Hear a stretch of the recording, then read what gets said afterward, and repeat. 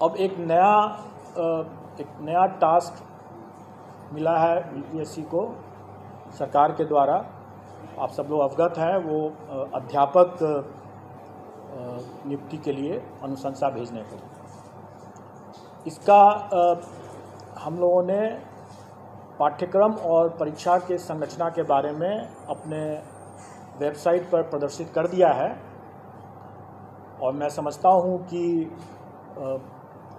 इसको लेकर के कुछ संशय आप लोगों के भी मन में होगा और अभ्यर्थियों के भी मन में होगा, और मैं चाहूँगा कि आप लोग भी प्रश्न पूछें और उनके बाद अगर कोई संशय है तो मैं कोशिश करूँगा कि उसको दूर करूँ। कुछ जानकारी मैं दे देना चाहूँगा ताकि आप लोग प्रश्न अगर पूछेंगे तो आसानी रहेगा। उसके बाद टोटल पद जो है वो प्राथमिक विद्यालय के लिए 79,943 है, जिसकी अधियाचना आयोग को प्राप्त हुई है। 79,943। उसके बाद माध्यमिक विद्यालय के लिए 32,916, 32,916। और उसके बाद हायर सेकेंडरी के लिए 57,602, 57,602। टोटल होता है 1,70,461, 1,70,461। आप लोग भी टोटल कर लेंगे। अब इसमें जो अर्हताएँ हैं वो सरकार के नियमावली में दिया हुआ है, और जहाँ जहाँ वो मिसिंग होगा वो सरकार के निर्देश पर और सरकार के साथ आयोग की संयुक्त बैठक में जो निर्णय लिया जाएगा उसके अनुरूप वो होगा। और वो विज्ञापन के समय जब निकलेगा 1-2 दिन में मैं समझता हूँ कि विज्ञापन भी हम लोग निकाल देंगे। वैसे मैं बता दूँ मोटा मोटी तौर पर कि प्राथमिक विद्यालय के लिए जो न्यूनतम अर्हताएँ होंगी वो inter pass plus CTET plus diploma in elementary education या बीएड अगर किया हो तो वो होना चाहिए। माध्यमिक विद्यालय के लिए graduation plus STET STET plus BEd, और हायर सेकेंडरी के लिए पोस्ट ग्रेजुएशन होना है और स्टेट और बीएड होना है। डिग्री मतलब graduation plus STET plus BEd. और इसमें जो नियमावली के हिसाब से ही जो लोग वर्ष 2012 के पूर्व के जो होंगे, जो नियोजित हैं, उनके लिए टीटी मतलब टीचर्स एलिजिबिलिटी टेस्ट से वो उनको एग्जेम्पशन है। 2012 से हाँ, तो ये हुआ। उसके अलावा फिर एज रिलैक्सेशन भी है उन लोगों के लिए। वो सारा चीज़ नियमावली में पहले से दिया हुआ है, वही चीज़ विज्ञापन में हम लोग रिपीट कर देंगे। अब जो हम लोगों ने जो पाठ्यक्रम निकाला और जो उसके लाइट में लोगों को जो जिज्ञासा या संशय है, थोड़ा मैं उसको दूर करना चाहूँगा।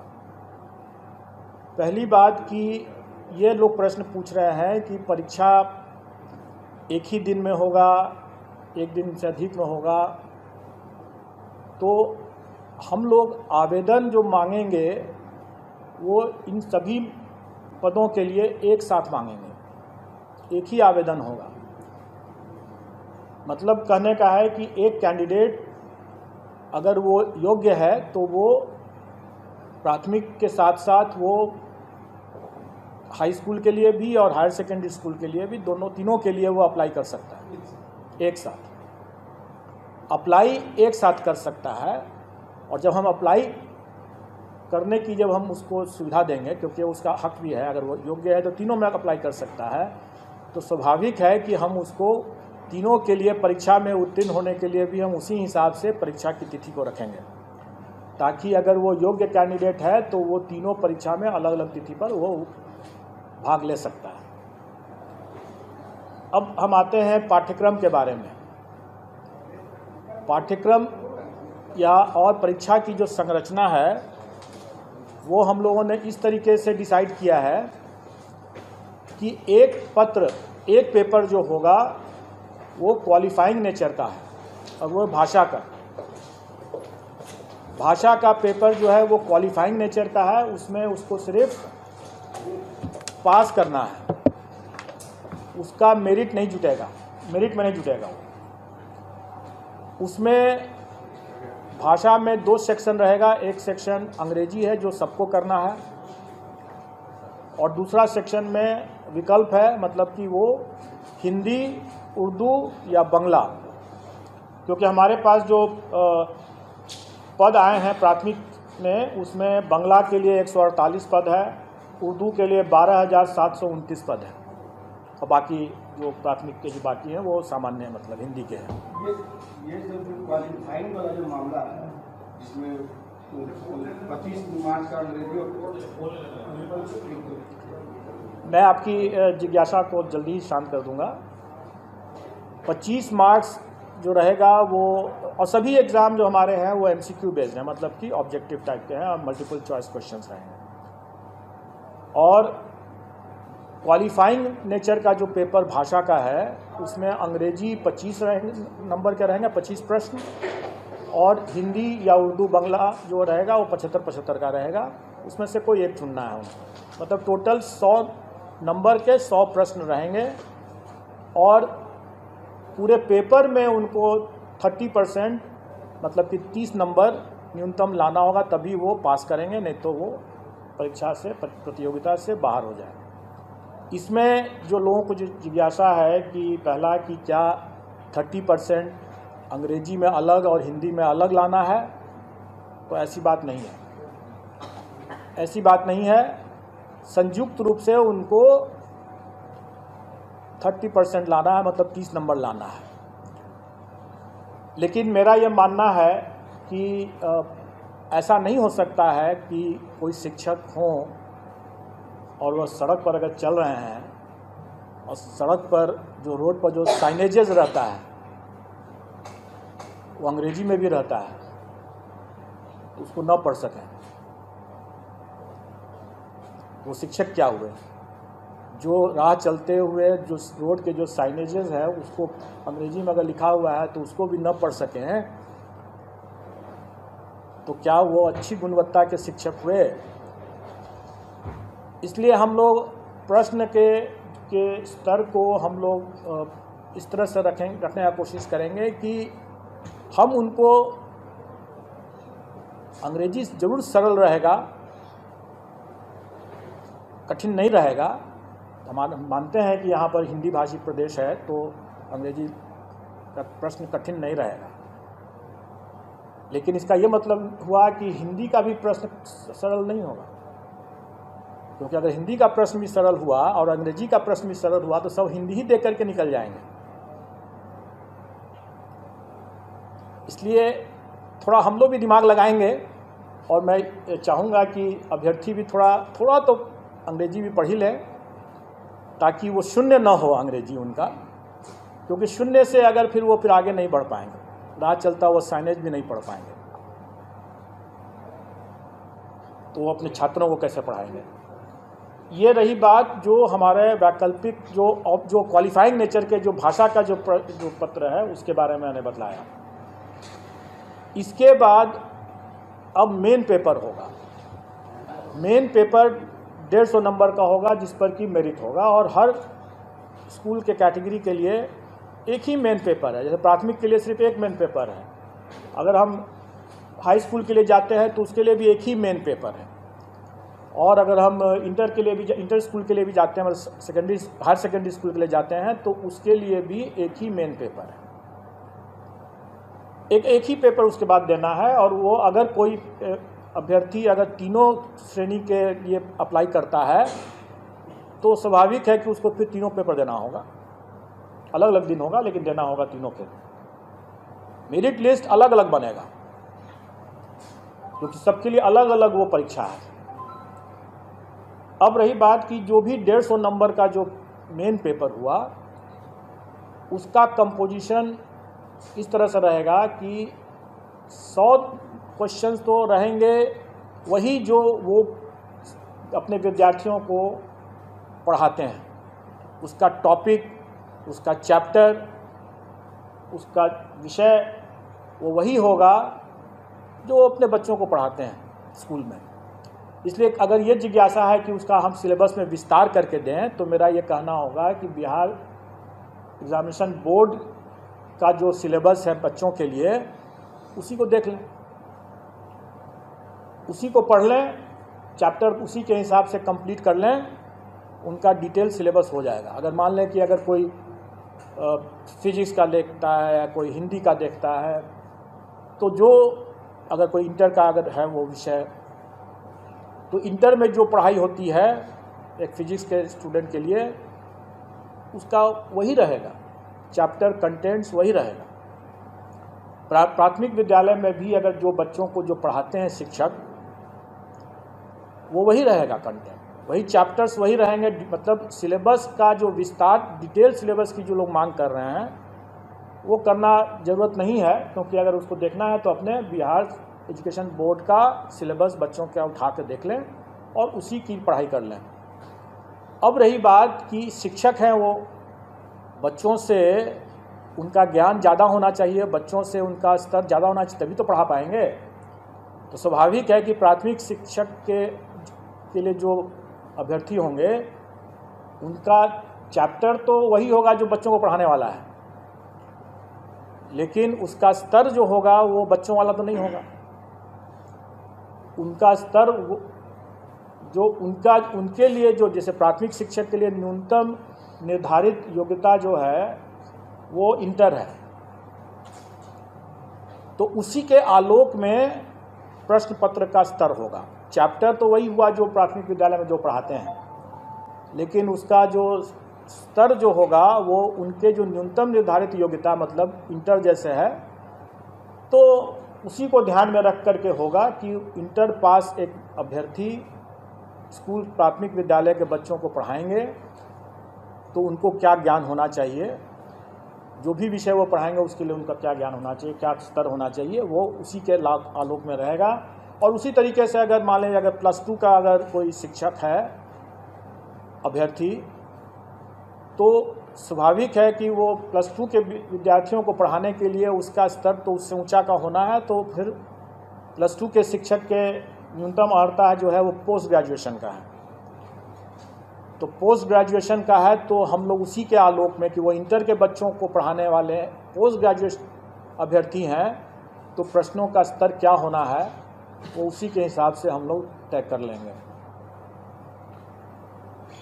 तो अब इसमें इसको लेकर के जो लोगों को कन्फ्यूज़न था कि हमारा क्या रहेगा, पाठ्यक्रम का कैसे मतलब डिटेल क्या रहेगा, तो मैंने बता दिया। अब रही बात कि ये तो 100 नंबर के हुआ, बाकी 50 नंबर के जो रहेंगे वो सामान्य ज्ञान जो है, जनरल साइंस कह लें, जनरल स्टडीज़ कह लें, वो बेसिकली जो पहला जो 100 नंबर का जो हुआ वो उनके नॉलेज का टेस्ट होगा, और बाकी जो 50 नंबर का जो होगा वो उनके इंटेलिजेंस का टेस्ट होगा। मतलब कि उसमें मेंटल एबिलिटी रहेगा वगैरह वगैरह, रीजनिंग रहेगा और इसी तरह के मिलते जुलते चीज़ रहेंगे, जो उनके कुछ हो सकता है कि सामान्य तरह का जो एक किसी भी जागरूक नागरिक को या शिक्षक को थोड़ा बहुत ज्ञान होना चाहिए सामान्य ज्ञान का, तो वो उसी तरह का रहेगा। वो बहुत ऐसा बिल्कुल नहीं रहेगा कि हम कोई, जो लोग ये आशंकित हो रहे हैं कि हम SDM बना रहे हैं, ऑफिसर बना रहे हैं, ऐसी बात नहीं है। वो भी लोक सेवक ही होंगे और जो SDM जो हैं वो भी लोक सेवक ही होंगे, और किसी भी एक लोक सेवक को एक जो सामान्य ज्ञान का जो स्तर होना चाहिए, इसका स्तर उतना ज़्यादा नहीं होगा, जो कि स्पष्ट है। लेकिन इसमें 50 नंबर जो रहेंगे वो उनके विषय ज्ञान से हट करके ये उनके सामान्य ज्ञान, जो उनकी बुद्धिमत्ता का जो हम असेस करने का प्रयास करेंगे इसमें। अब रही बात कि इस पूरे मामले में हम लोगों ने इस बात शुरू से ही स्पष्ट कर दिया है कि इसमें तुक्केबाजी को हम प्रश्रय नहीं दे सकते हैं। मेरा ये मानना है कि अगर कोई ऑफिसर अगर है तो वो ऑफिसर, जैसे सिविल सर्विसेज का हम एग्ज़ाम लेते हैं वो कोई भी विषय पढ़ के आता है, लेकिन वो उस विषय का उपयोग नहीं करता है अपने कार्य में। अगर वो मान लें कि फिजिक्स पढ़ के आया तो सीधे वो फिजिक्स का उपयोग थोड़ी कर रहा है अपने कार्य में, लेकिन शिक्षक जो है वो सीधे अपने उस ज्ञान का उपयोग कर रहा है। अगर वो फिजिक्स पढ़ के आया है या हिस्ट्री पढ़ के आया है तो वो उसका उपयोग कर रहा है अपना ज्ञान बांटने में, अपने विद्यार्थियों को पढ़ाने में। वो अपने ज्ञान के मामले में तुक्केबाजी अगर करते हैं तो ज़्यादा खतरनाक होगा, वो बच्चों के लिए भविष्य से खिलवाड़ वाली बात होगी। इसलिए हम उनको तुक्केबाजी पर अंकुश शुरू से ही लगाएंगे और इसलिए हम इसमें नेगेटिव मार्किंग रखेंगे। लेकिन अभ्यर्थियों को उससे घबराना नहीं चाहिए, क्योंकि आफ्टर ऑल जो वो पढ़ाएंगे बच्चों, जो उनका अपना खुद का विषय है, जिस पर उन्होंने पढ़ाई किया है और जिस पर वो आगे काम कर रहे होंगे या काम करेंगे, उसका तो उनको ज्ञान होना ही है, नहीं तो वो अपना पढ़ाएंगे कैसे। इसलिए वो चूँकि उनका ज्ञान भी है, उसका अनुभव भी है, इसलिए उनको कोई उसमें तुक्का लगाने की ज़रूरत नहीं होगी उनको। और इस बार तो मतलब कंबाइंड सिविल सर्विस की तुलना में सक्सेस रेशियो जिसमें जो होना है, जैसे 1,70,000 से ऊपर वैकेंसी है, अगर अभ्यर्थियों की संख्या हम माने कि 6-7 लाख अगर होंगे तो आप अनुपात देख लें कि सक्सेस का अनुपात काफ़ी बेहतर है कंपेयर टू जो कंबाइंड सिविल सर्विसेज एग्ज़ाम जिसमें कि काफ़ी मारामारी रहता है। तो इसमें उतना घबराने की ज़रूरत नहीं है। प्रश्न का स्तर जो होगा वो कठिन नहीं होगा, लेकिन डेफिनेटली वो एक तरह से बहुत हल्का भी नहीं होगा। वो उनके जो काम जो करेंगे, जो पढ़ाएंगे, उसको उसके ही आलोक में उसका स्तर होगा। तो नेगेटिव मार्किंग कितना होगा उसके बारे में जो लोग यहाँ पर पहले से जुटे हुए हैं आयोग के संबंध में, नेगेटिव मार्किंग संबंध में, जानते हैं कि अगर 5 ऑप्शन रहेंगे अगर, तो 1/n-1 होता है फॉर्मूला उसके हिसाब से। मतलब कि अगर 5 ऑप्शन है तो मतलब कि 4 गलत प्रश्न और 1 सही प्रश्न मिलाकर के 0 होना है। 5 ऑप्शन है तो 1/4 हो जाएगा, और अगर 4 ऑप्शन है तो 1/3 माइनस हो जाएगा। ये स्टैंडर्ड स्टैटिस्टिकल फॉर्मूला रहता है और इसका निर्णय हम लोग कर देंगे और वो परीक्षा में भी उन लोग पता चल जाएगा, लेकिन इससे घबराने की बात बिल्कुल नहीं है। और हम लोग अभ्यर्थियों को पर्याप्त समय भी देंगे पढ़ाई करने के लिए, तैयारी करने के लिए, इसलिए इसमें घबराने वाली बात तो बिल्कुल नहीं है।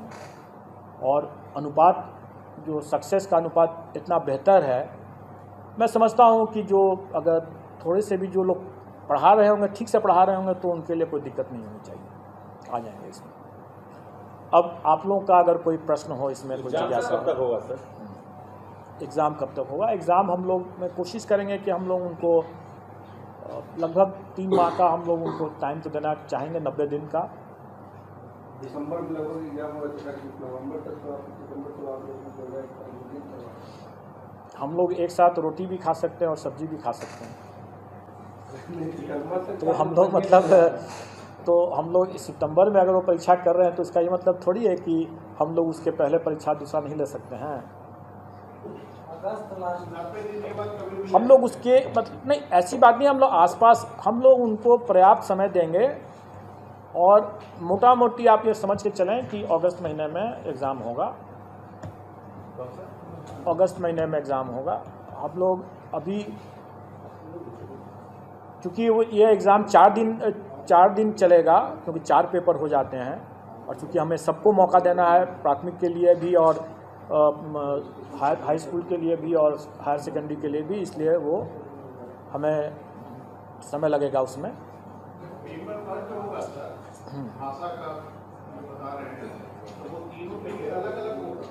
नहीं, वो तीनों के लिए एक होगा। प्राथमिक, माध्यमिक और उच्च माध्यमिक का एक ही पेपर भाषा का होगा, इसलिए आपको वो सरल होगा, वो सरल होगा।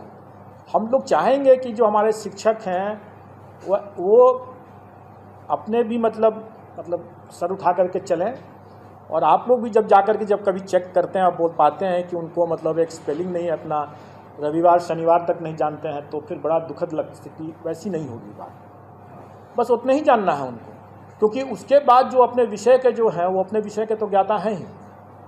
इसका सिलेबस क्या होगा सर, भाषा का? वही तो मैं बता रहा हूँ कि ये एक सामान्य होगा। अगर मान लें कि अंग्रेजी की बात अगर करें तो वो कम से कम अगर अंग्रेजी का अखबार उठा करके पढ़ तो सकें, 4 लाइन कोई लिखा हुआ है तो उसको समझ तो सकें कि क्या लिखा हुआ है, उतना ही भर है, सामान्य है। कोई हम उसमें उनसे शेक्सपियर के बारे में नहीं पूछने वाले हैं। इसमें कट ऑफ मार्क्स जैसे था कि सर पढ़ाना अध्यापक होगा 40 के। वो सामान्य प्रशासन का बहुत पुराना सर्कुलर है और वो सभी परीक्षाओं में लागू है, वो इसमें भी लागू है। सर अभी इंग्लिश पेपर की बात कर रहे थे, तो जहाँ तक मेरे नज़रिया है कि ग्रामीण क्षेत्र में बहुत कम ऐसे टीचर है जो इंग्लिश पढ़ाते हैं। गवर्नमेंट स्कूल में इंग्लिश का साधन नहीं है, तो लोग कैसे पढ़ेंगे और कैसे पेपर दे पाएंगे? देखिए, जैसे आप शायद पता नहीं थी कि नहीं थी, मैंने बताया कि क्या ग्रामीण क्षेत्र के लोग पटना नहीं आ रहे हैं? आ रहे हैं। और सड़कों पर आजकल पटना के सड़कों पर आप देखेंगे कि साइनेजेस जो हैं काफ़ी अंग्रेजी में लिखे हुए हैं। जितने व्हाट्सअप जो होते हैं, बहुत से व्हाट्सअप तो अंग्रेजी में भी लिखते हैं ना। सीनियर टीचर्स जो है कोई एक अगर हम बिहार के भविष्य के लिए बात कर रहे हैं, हमारे बच्चे क्या उनकी सीमाओं से बच्चे की भी जानकारी या उनका जो ज्ञान जो है बाधित हो जाए? नहीं होना चाहिए। हम उनको अंग्रेजी पढ़ाने के लिए नहीं कह रहे हैं, क्योंकि वो अंग्रेजी विषय के वो शिक्षक नहीं है, इसलिए अंग्रेजी वो नहीं पढ़ा रहे हैं। लेकिन उनको इतनी जानकारी तो होनी ही चाहिए ना, जो अपने, क्योंकि वो अगर प्राथमिक विद्यालय के अगर शिक्षक है तो वो सब कुछ पढ़ा रहे हैं। हाई स्कूल के हैं तो वो अलग बात है, फिर तो विषयवार हो गया, फिर उसको अंग्रेजी के अलग विषय के शिक्षक होंगे। 25 नंबर है अंग्रेजी में, 75 है हिंदी में। हम अंग्रेजी नहीं बना, 75 सिर्फ हिंदी बना। तो आपने मैंने इसके बारे में जवाब दे दिया है, मैंने इसके बारे में जवाब दे दिया है, इसलिए आप इसको आप समझ लें।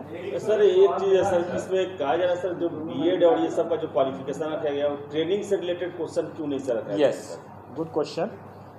मैं बता दूं, आप तीनों स्तर के, क्योंकि अभी मेरे पास मध्य विद्यालय की वैकेंसी नहीं आई है, इसलिए मैं मध्य विद्यालय के बारे में नहीं बता रहा हूँ, अभी कुछ तय नहीं हुआ है, उसका जब आएगा तो उस समय देखा जाएगा।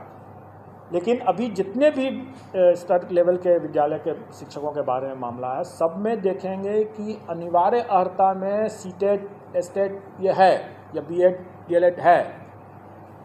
ऐसी स्थिति में उन परीक्षाओं में प्रशिक्षण संबंधित, कैसे पेडागोजी जो कहते हैं उसके संबंध में, या चाइल्ड डेवलपमेंट के बारे में ऑलरेडी उसकी परीक्षा वो टीचर्स एबिलिटी टेस्ट में दे चुके हैं। तो अब फिर से उसी चीज़ के अगर हम लेने लगे हैं तो फिर आप ही लोग कहेंगे कि जब उसमें जब ले ही चुके हैं तो फिर इसमें भी वही चीज़ ले रहे हैं, तो नई परीक्षा की क्या ज़रूरत है?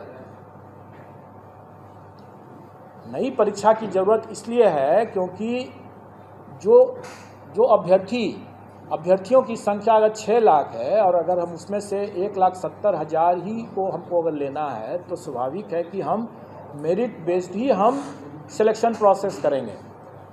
अब रही बात कि पेडागोजी जो है या चाइल्ड डेवलपमेंट, सीडीपी जिसको कहते हैं, चाइल्ड डेवलपमेंट पेडागोजी के बाद जो कहते हैं, ये ऐसा चीज़ है जिसके लिए वो पहले से एलिजिबल हो, अपनी पात्रता पहले से प्रमाणित कर चुके हैं। दूसरी बात कि ये ऐसा मामला है कि वो भविष्य में, क्योंकि वो टीईटी करके आए हुए हैं, वो जब स्कूल में जब जाएंगे वहाँ भी और भी अनुभव ज्ञान अभी हासिल करेंगे, उनका उसमें निखार आना ही है। उस पर हमको एक बार जब वो एलिजिबिलिटी टेस्ट कर चुके हैं उस बिंदु पर, तो दोबारा हमको उसी बिंदु पर उसकी परीक्षा लेने का कोई मतलब नहीं है। ये भाषा वाले में आप जनरल तो हो गया, इंग्लिश और हिंदी दोनों होना चाहिए, लेकिन अगर कोई बंगला का इंस्ट्रूमेंट है या उर्दू का इंस्ट्रूमेंट है, उसके लिए क्या वो भाषा का क्या वही तो मैं बताया ना कि हिंदी ऑब्लिक उर्दू ऑब्लिक बंगला। हिंदी ऑब्लिक है। अगर प्रश्न पत्र सब बाइलिंगुअल रहेगा या हिंदी केवल? देखिए, प्रश्न पत्र जो हमारा जो सब्जेक्ट का जो रहेगा वो बाइलिंगुअल रहेगा, लेकिन नेचुरली अगर हिंदी का प्रश्न अगर है का पेपर है तो हिंदी में ही सिर्फ रहेगा, अगर इंग्लिश का है तो फिर उसमें हिंदी तो नहीं रहेगा। एक उर्दू वाले की मदरसा वाले जो लैंग्वेज का जो विषय का जो पेपर रहेगा वो उसी लैंग्वेज में रहेगा, जो बाइलिंगुअल नहीं रहेगा। ये पीईटी को लेके बिहार में जो अब तक परीक्षाएं हुई है, इसमें महिलाओं को विशेष छूट दिया गया है कि 85% उनके दिए 85 मार्क्स है, तो क्या वो छूट आप जारी रखेंगे या फिर 290 का है? देखिए, जो मिनिमम क्वालिफाइंग जो कट ऑफ है वो सरकार के द्वारा पहले से निर्धारित है, उसमें महिलाओं के लिए अलग है, सामान्य के लिए अलग है, वो उसका पूरा आप लोगों को ज्ञान होगा, हमारे पाठ्यक्रम में भी वो फॉर्म परसेंटेज लिखा हुआ है। अब रही बात कि सरकार ने इस बात जो नियमावली जो बनाया है उसमें प्राथमिक विद्यालय के शिक्षकों के लिए शिक्षकों के पद पर महिलाओं के लिए आरक्षण जो है 50% शायद रखा है, 50% रखा है, जो अन्य में 30% या 35% है।